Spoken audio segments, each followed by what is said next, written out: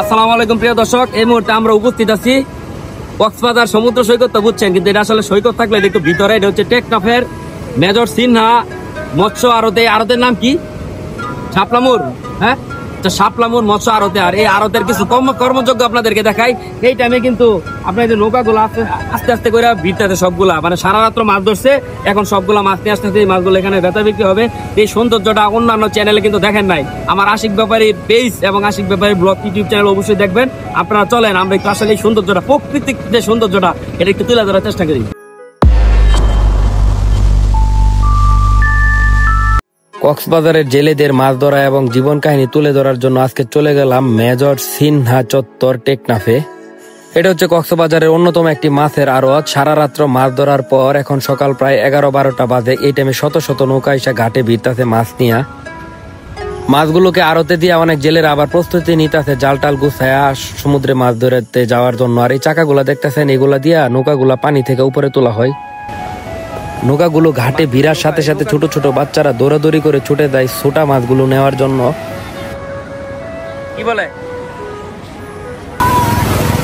এই যে আরো এসে ভিড়তেছে। হ্যাঁ, আমার পাশে দেখেন আরো দুইটা নৌকা কিন্তু এসে ভিড়তেছে। ওরা মাছ নিয়ে এসে ভিড়তেছে। চলেন, ওরা কিনে আসে আর ওই যে দেখেন নিয়ে দৌড়ায় যেতেছে মাছ তোলার জন্য। এত বিশাল বিশাল ঢেউ দেখে ওদের কোনো ভয়ভীতি নাই, কারণ এগুলা তাদের জীবনের সাথে মানিয়ে গেছে। আর এগুলা কিন্তু নৌকা আমরা বলি, ওরা বলে সাম্পান। এই টাইমটা মনে মাছ নিয়ে আসার টাইম তাদের।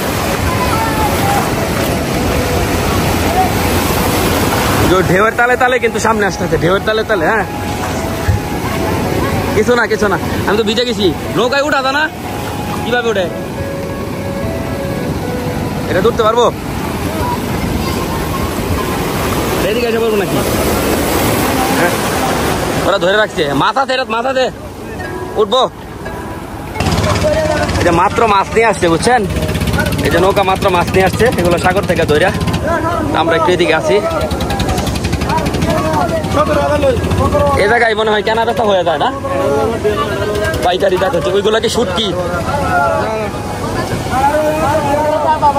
ওই যে কাঁকড়া।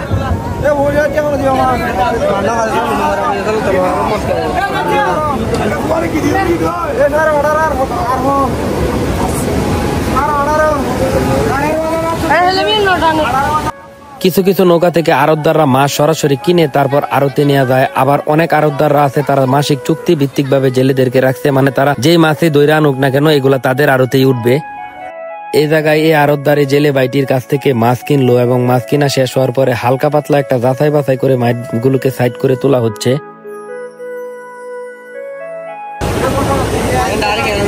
এটা কি মাছ? এটা কি মাছ ভরতেছে যে? পোকা না?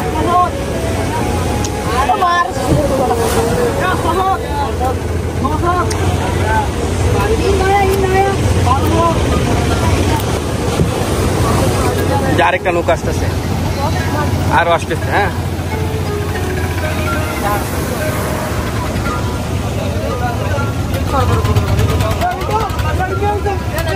আবার আরেকটা নৌকা গভীর সমুদ্র থেকে উত্তাল ঢেউয়ে তালে তালে এসে ভিড়তাছে।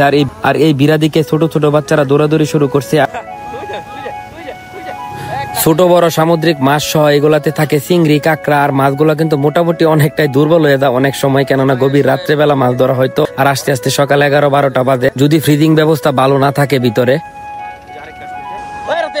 প্রত্যেক দিন মাছ ধরা শেষ হওয়ার পরে যখন নৌকাগুলো পারে বেড়ে মাছগুলো তোলার পরে সাম্পানগুলো ওই লরির মাথা দিয়া উপরে তোলা হয়, কেননা সাম্পানগুলোকে চেক দিতে হবে যে কোনো ফুটা ফাটা হয়েছে কিনা। আবার গভীর সমুদ্রে যেতে হবে, তাই বলে কোনো রিস্ক নেওয়া যাবে না। এই যে সাম্পানের চাকা লাগানো হয়েছে, বুঝছেন? এটাই না তুলতে। আবার এদিক দিয়া দেখেন ছোট ছোট জাল দিয়া সমুদ্র থেকে ছোট ছোট মাছ ধরা হচ্ছে। আল্লাহর কি নিয়ামত দেখেন, যতই মাছ ধরুক না কেন কোনো কমতি হয় না সমুদ্রের মাঝে। এই যে এভাবে ঝুড়িতে করে মাছগুলোকে আড়তে তোলা হচ্ছে। আপনি যতই দাম বলেন না কেন, এখানে আপনার কাছে বিক্রি করার কোনো সুযোগ নাই, কেননা আড়তদার এই মাছগুলোকে কিনে নিছে। উত্তাল সমুদ্রের প্রত্যেক দিনের রুটিন এই সাধারণ মানুষের, জেলে যারা আছে তাদের জীবনযাপন আসলে সংগ্রামের সাথেই চলে। এই দেখে নৌকা ভিড়তেছে, মাছ তুলতেছে, আবার নৌকা আসতেছে। ওরা কিন্তু সারা রাত, এমন নৌকা 1 সপ্তাহ আগে গেছে, আবার কোনো রাত আজকে সারা রাত্র খাইটা এই যে আমার মাছ নিয়ে আসছে, এই দেখেন ঘুরতেছে। আমাদের কাছে যা সুন্দর, জেলেদের কাছে তা ভয়ঙ্কর সুন্দর। আর এই ভয়ঙ্কর সুন্দরের সাথে তাদের দিন এবং রাত্রি কাটাতে হচ্ছে। গভীর সমুদ্রে আল্লাহর নাম নিয়ে চলে যায় মাছ ধরার জন্য। জীবন নিয়ে ফিরতে পারবে কিনা তা অজানায় থেকে যায়, এবং পরিবারের লোকজন তাকিয়ে থাকে তাদের মুখে যে কখন তারা আসবে পারে এবং সেই মাছগুলো আড়তে তুলবে, কিছু টাকা নিবে, এই টাকা নিয়ে সংসার চালাবে। তো সকলে ভালো থাকবেন। ভিডিওটা কেমন লাগলো অবশ্যই জানাবেন, আর ভালো লাগলে অবশ্যই লাইক কমেন্ট শেয়ার করে দিবেন। আসসালামু আলাইকুম।